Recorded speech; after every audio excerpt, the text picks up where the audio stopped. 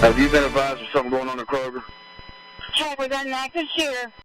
And this is going to be a difficult week for a lot of people in Collierville. Friday marks the one-year anniversary of that mass shooting at the Kroger on New Bahia Road. But while the trauma is still very real for victims who were scarred both mentally and physically, tonight we're focusing on the first responders.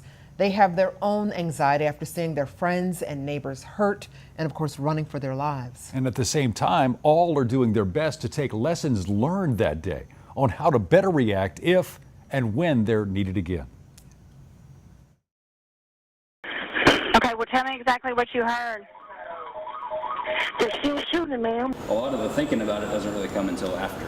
Forrest Griffin was assigned to Collierville Fire Station number 2 that day. From Station 2, you can see Kroger. We were sitting there eating lunch, just like any other shift.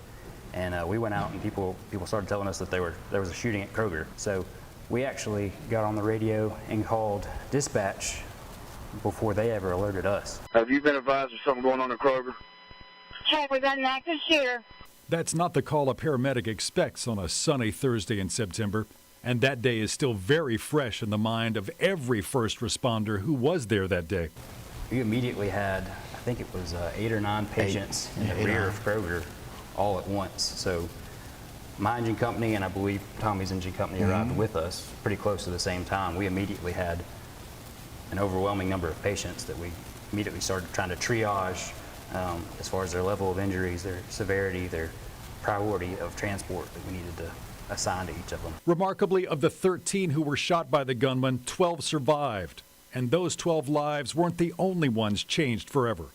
So do you guys carry that day with you at all? Do you still think about it? We won't forget it.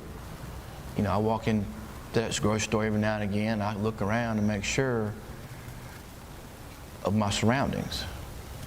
Because once you stop doing that, it could happen again. That's why both Collierville's fire and police departments train together every year for just this situation. They train together because when the active shooter call comes, Collierville firemen hit the front line with police officers. All companies from Battalion 31, go ahead and put your armor on. You heard that order right. Collierville firemen put on their body armor and went in right behind police officers to secure the store and immediately treat the wounded. I talked to Collierville Police Chief Dale Lane. That was the first documented case, according to alert officials in the country, where firemen came in with law enforcement before the scene was, quote, secure. Lane had been on the job less than a year. Even he was amazed at how quickly all of his officers were able to get to the scene. Well, we had after the fact, we went back and we were able to put the time stamps from the video cameras in Kroger, our time stamps, and we had officers from the time the call went out from dispatch. 3 of them. 911, where do you need us? Yes, at 240 New Bahia Road, Kroger. We have a shooter in the building. We had officers on the scene in 52 seconds. And so they're there, and then within just a matter of just a few short minutes, we had 36 cars that made the scene, including command staff members. People were operating outside their traditional roles. Beyond the memories, there are always lessons to be learned. Lane says after a full year to analyze that day, There's more than one. You know, one, you can't be handing out business cards in the middle of a crisis. So our relationships with other public safety organizations were well established before then, so they were coming. We knew each other when they got there, and all they wanted to know is how could we help. and as we've always done, we reached out to Kroger.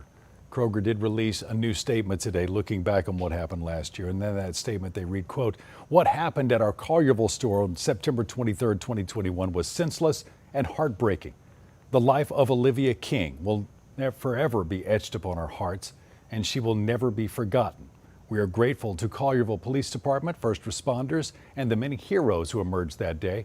And now, a year later, we acknowledge a tremendous milestone in our healing journey. We can find comfort in coming together and connecting with neighbors, friends, stronger." So it's a day that none of us will ever forget, especially you, because you were so close to what happened that day. I was a block away when that all happened. I had no idea it was happening until I heard the sirens. And I thought that there was a fire at the Kroger because that's the first thing I saw were fire trucks and ambulances with police cars. And of course, we just had the fire at Target 6 months before that? So that's what was on everybody's mind. So when we learned that there was an active shooter there, that really changed that whole dynamic of that day. And there were so many heroes from Germantown, Shelby County Sheriff's Office, Bartlett, Arlington, Piperton. I mean, there were first responders there. The Memphis Police Department showed up in mass. You would have almost thought that that was a Memphis situation, along with ambulances and fire trucks from literally every municipality you could think of. There were so many heroes that day that responded, and they were able to help and save lives. But the first responders, but also the people. Oh, The people of absolutely. that entire community came together that And day. the Kroger employees who went in and they put themselves in front of danger. I mean, you know, it's amazing how resilient our communities in the Mid-South are. We've seen it time and time again. That's right. Nice piece, Darryl. Really nice piece. Thank you.